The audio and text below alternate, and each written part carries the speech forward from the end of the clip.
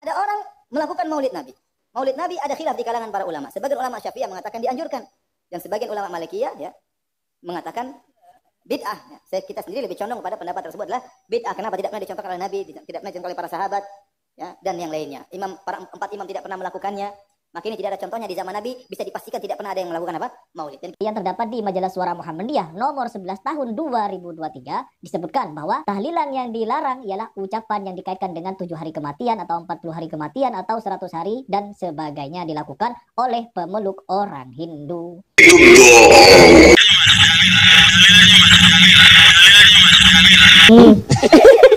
Pintermu keblinger toh.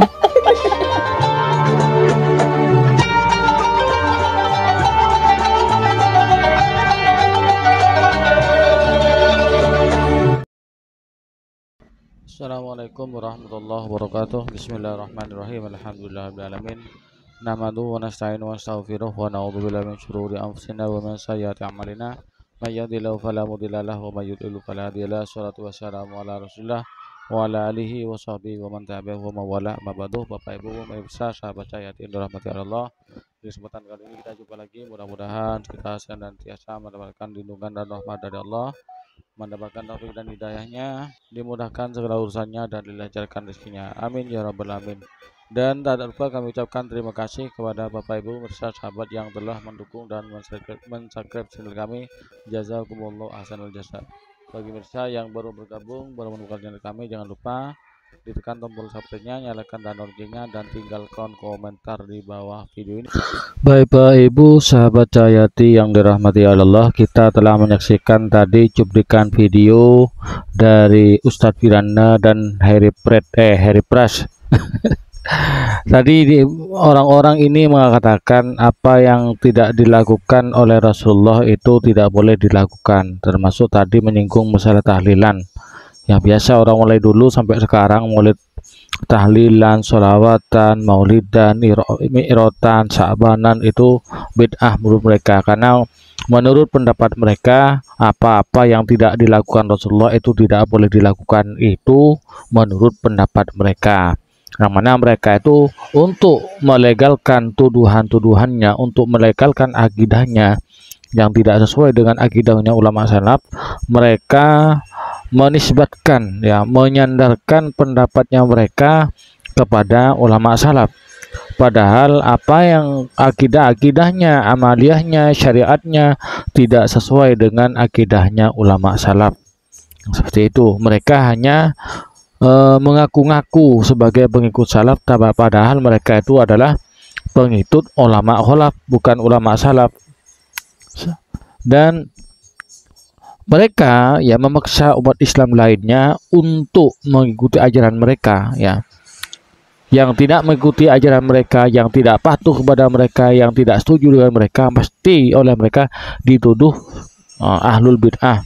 Dan kalau menentang seperti saya ini dan yang lain, ya, orang-orang NU yang lain, youtuber NU yang lain yang sering membantah, menentang ajaran-ajaran ceramah pendapatnya orang-orang Wahabi, pasti itu dituduh sebagai orang Syiah. Itu sudah di kolom komentar seperti itu, ya. Dan ini kami akan menampilkan video tanggapan dan kritikan dari Ustadz Nurudin terhadap orang-orang yang menyalah-nyalahkan amaliyahnya orang lain. Jadi apa yang tidak dilakukan oleh Nabi itu tidak boleh dilakukan, katanya orang Wahabi. Demikian. Mari kita simak penjelasan dari Ustadz Nurudin. Izinkan saya dalam video ini untuk mengoreksi salah satu kesalahpahaman sebagian orang yang kerap kali menyimpulkan bahwa kalau ada sesuatu tidak dilakukan oleh Nabi itu sama dengan terlarang, haram, nggak boleh. Dengan alasan Nabi nggak pernah melakukan ini. Lihat Al-Azhar itu membolehkan ucapan selamat Natal kepada orang Kristen. Nabi itu hidup orang Kristen selama bertahun-tahun. Ada nggak riwayat yang menyebutkan Nabi itu pernah mengucapkan selamat Natal? Jadi dalam larang mereka, kalau Nabi nggak melakukan itu artinya terlarang gitu loh. Lihat saudara-saudara, pernah nggak itu ketika ada orang meninggal, kemudian Nabi mengumpulkan sahabatnya bikin tahlilan, kasih makanan ini, kasih makanan ke situ, bikin perkumpulan, kemudian memperingati hari kematian fulan, hari ke-10-nya, hari mingguannya, hari 40-nya, dan lain-lain. Haul dan lain. Ada nggak? Nggak ada. Berarti kalau nggak ada, berarti itu nggak boleh. Banyak kan orang punya cara pandang semacam ini nih. Seolah kalau Nabi nggak melakukan itu artinya terlarang gitu. Contoh lain misalnya, Maulid Nabi itu yang paling sering diberi contoh. Pernah nggak Anda melihat praktek Maulid Nabi seperti yang kita jumpai di Indonesia ini? orang kemudian berkumpul, kemudian bersolawat, kemudian merayakan maulid dengan membagi makanan dan lain-lain. Ini nggak ada contohnya di zaman Nabi. Nabi nggak pernah melakukan. Disimpulkanlah, ini haram, ini bid'ah, ini terlarang. Ini saya kira bisa mengoreksi banyak hal penjelasan ini ya. Bahwa yang ingin saya tegaskan adalah, dan yang ditegaskan oleh para ulama adalah, tidak semua sesuatu yang ditinggalkan oleh Nabi itu artinya haram. Saya ulangi, tidak semua sesuatu yang ditinggalkan oleh Nabi itu sesuatu yang haram. Lihat, saya sekarang bawa referensi ini. Ini orang harus belajar usul fikih itu pentingnya begini ya. Usul fikih itu berguna untuk Anda bagaimana caranya memahami cara ulama melahirkan hukum dan ketetapan-ketetapan agama. Nah, sesederhana yang Anda bayangkan ya. Jadi nggak berarti kalau Nabi nggak melakukan itu otomatis haram. Tolong ini dicatat baik-baik. Lihat, Mausu'ah Al-Allam Al-Muhaddis Al-Mutafannin Sayyidi Syekh Abdullah bin Siddiq Al-Ghumari. Ini ensiklopedia Abdullah Siddiq Al-Ghumari. Al-Ghumari ini adalah seorang ulama besar asal Maroko, gurunya ulama-ulama Al-Azhar. Kebayang nggak ini?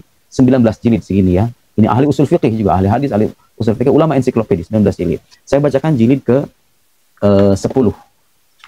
Nah, ini buku, beliau mengarang buku, judulnya itu, nah, lihat sini ya, silakan Anda baca di internet, lihat di internet, akses di internet. Husnut tafahum wa dark limas'alati tark. Tarak yang dimaksud di sini adalah sesuatu yang ditinggalkan oleh Nabi. Nabi nggak melakukan. Kalau Nabi nggak melakukan, apakah itu artinya haram? Jawabannya tidak. Jawabannya tidak. At-tarku la yadullu 'ala tahrim. Jadi sesuatu yang ditinggalkan oleh Nabi itu tidak menunjukkan keharaman. Perkataan beliau yang dikutipkan di sini, wat-tarku wahdahu illam yashabhu nassun 'ala anna al-matruk mahdhurun la yakunu hujjatan fi dzalik bal ghayatuhu ay yufida anna tarka dzalikal fi'l masyru'. Lihat.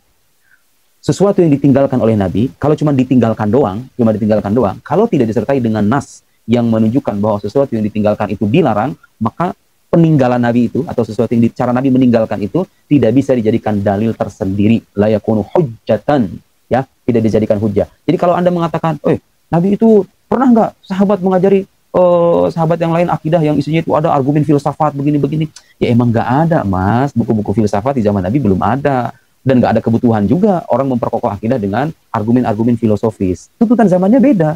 Sahabat itu mereka gampang menerima. Sekarang kita hidup di zaman di mana orang tuh gampang meragukan dengan argumen-argumen filosofis lagi. Mau tidak mau kita harus menyajikan nih argumen-argumen keilmuan yang berbasis pada filsafat misalnya.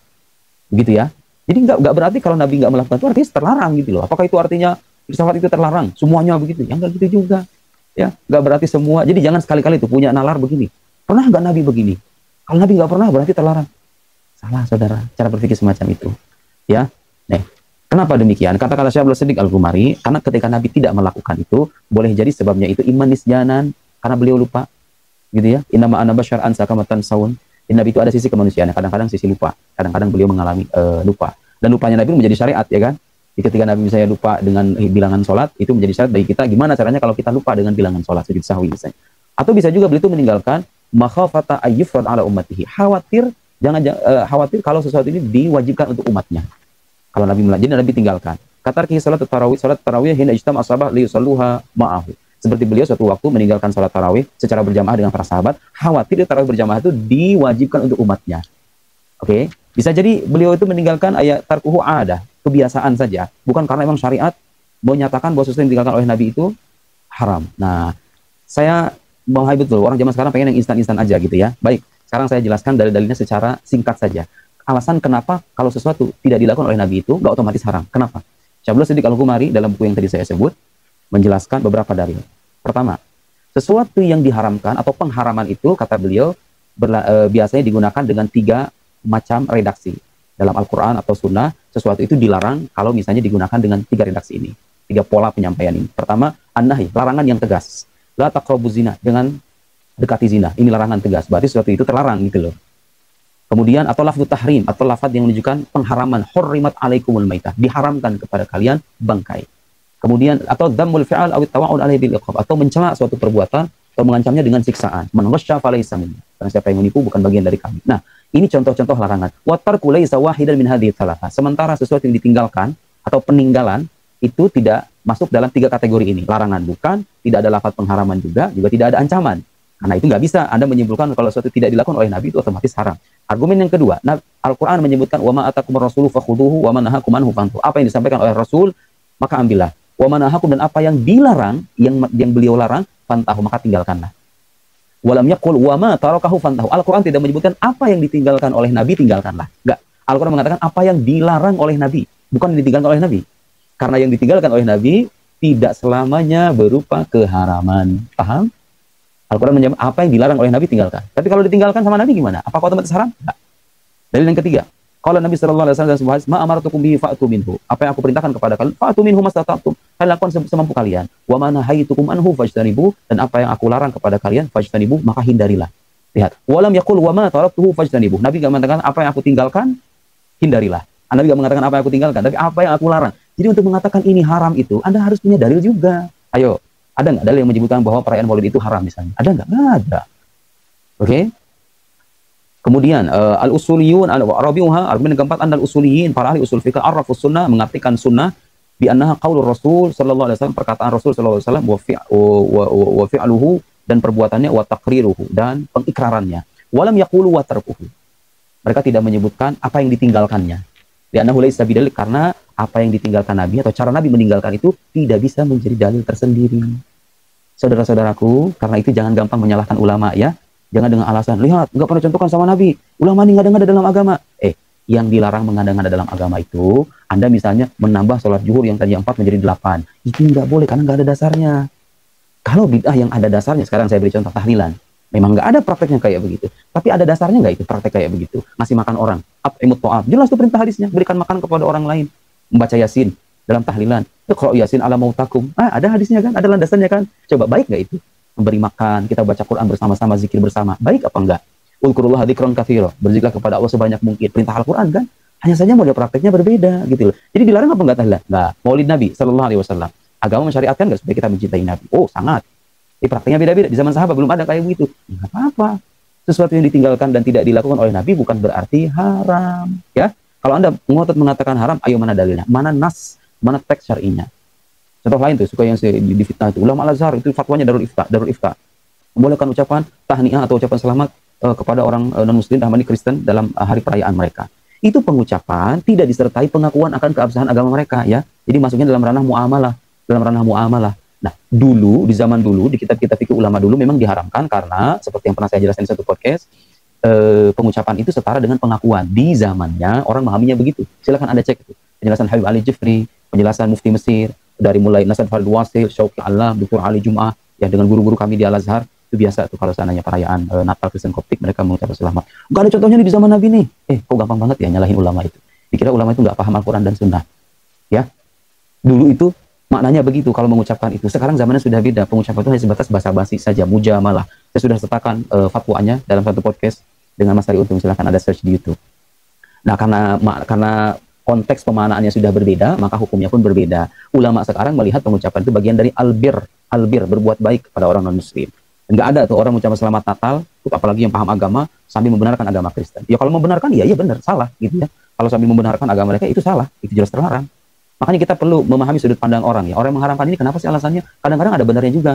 Karena bagi mereka mengucapkan itu selamat dengan mengakui, sudah. Tapi Anda belajar dong, membuka sudut pandang lain. Oh, ada juga ulama yang memahaminya nggak begitu. Terima itu pendapat ulama juga. Ada nggak dasarnya? Albir kepada non-muslim. Ada. Di mana? Di Al-Quran. La yanhakumullahu 'anil ladzina lam yuqatilukum fid din wa lam yukhrijukum min diyarikum an tabarruhum wa tuqsitu ilaihim. Ya Allah tidak melarang kalian pada orang-orang yang tidak melarang kalian dalam urusan agama, tidak mengusir kalian dari tempat tinggal kalian untuk berbuat baik kepada mereka. Ya, ini dasarnya ada dalam ayat Al-Quran. Kemudian ada lagi ayat Al-Quran yang menyebutkan wa idza hayyitum bi tahiyyatin fahayyu bi ahsana minha aw rudduha. Jika kalian diberikan penghormatan, maka berikan penghormatan yang lebih baik. Ulama ada yang memahami bahwa pengucapan itu bagian dari penghormatan sosial saja, nggak ada sangkutnya dengan keyakinan. Anda nggak setuju dengan pendapat itu, nggak jadi masalah, tapi coba belajar menghormati ijtihad ulama, karena bagaimanapun mereka itu bukan cuma mengutip Quran, saudara. Kalau cuma ngutip-ngutip itu gampang. Ngutip-ngutip apalagi nanya, ada nggak contohnya di zaman Nabi? Tapi masalahnya melahirkan hukum agama itu nggak segampang itu. Ada metode keilmuan yang kadang-kadang kita nggak pahami. Belajar dong. Terbaik sangka kepada ulama, begitu ya. Nah, itu sudut pandang yang berbeda. Anda tidak setuju dengan pendapat itu, nggak jadi masalah. Tapi kita perlu belajar melihat cara pandang ulama lain dengan metode keilmuan yang mereka rumuskan. Jadi kesimpulannya, dan sekali lagi, saya mengatakan bingung mengajak orang, ayo kita rame-rame mengucapkan selamat. Bukan. Kita pengen mengedukasi publik nih bahwa Bapak, Ibu, ini ulama yang bilang begini, yang bilang nggak boleh ulama, yang bilang boleh juga ulama, masing-masing punya landasan dan pijakan. Dari Al-Quran juga sama. Masalahnya ada orang-orang yang punya anggapan, kalau Nabi nggak melakukan itu otomatis terlarang. Saudara, zaman itu berkembang. Agama itu tidak sesempit yang Anda bayangkan. Yang dilarang dari kita adalah mengada-ngada sesuatu yang tidak punya dasar. Contohnya seperti tadi. Haji misalnya, di waktu-waktu tertentu. Oh nggak bisa, Anda pengen bikin syariat, haji itu bisa di waktu yang lain. Boleh, itu yang namanya bid'ah terlarang itu, bid'ah yang tercela. sholat sudah jelas-jelas 5 waktu, tambah jadi 6 waktu dan diwajibkan atas dasar nama agama, itu yang nggak boleh. Coba gitu ya. Sekarang kalau kita tiba secara logika melihat perkembangan zaman yang terus-menerus berkembang, justru yang lebih relevan tuh pandangan semacam ini gitu ya, bahwa tidak selamanya sesuatu yang tidak dilakukan oleh Nabi itu otomatis haram. Untuk mengatakan satu ini haram harus ada dalilnya juga. Anda punya dalil nggak yang berisikan larangan tegas, tidak boleh ini, tidak boleh ini, tidak boleh ini? Tidak ada. Kalau tidak ada, berarti itu yang bid'ah, itu pandangan Anda. Anda menyimpulkan kalau Nabi tidak melakukan otomatis terlarang. Itu namanya bid'ah, itu nggak ada dasarnya itu. Nggak ada hadisnya juga yang menyebutkan bahwa sesuatu yang tidak dilakukan oleh Nabi itu otomatis haram, otomatis terlarang. Nggak ada hadisnya juga. Anda bikin bid'ah. Hati-hati ya. Ayo kita sama-sama membangun cara pandang yang positif dalam melihat ijtihad para ulama. Jangan gampang menyalahkan dengan alasan nggak dilakukan oleh Nabi. Karena tidak selamanya yang tidak dilakukan oleh Nabi itu otomatis terlarang.